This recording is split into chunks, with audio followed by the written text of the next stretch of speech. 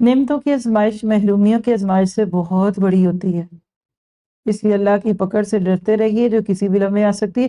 عموماً ہم کس کو کہتے ہیں آزمائش میں؟ جو بیچارہ بیمار ہے، صحت نہیں۔ صحت کو کتنے لوگ آزمائش سمجھتے ہیں؟ بیماری کو سمجھتے ہیں۔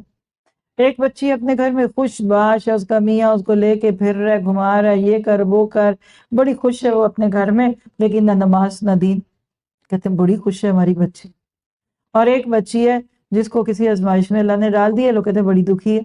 پہلی آزمائش زیادہ بڑی ہے دوسرے سے، پہلی میں تو اس کا دین ہی چلا جانا ہے، بندہ خوش ہوتا ہے نا تو آہستہ اللہ سے کو بھی بھول جاتا ہے دوسرے لوگوں کی طرح۔ تو نعمتوں کی آزمائش زیادہ بڑی ہے۔ اور جملہ لکھ لیجئے، اکثر لوگ نعمتوں کے پرچے میں فیل ہوں گے قیامت کے دن۔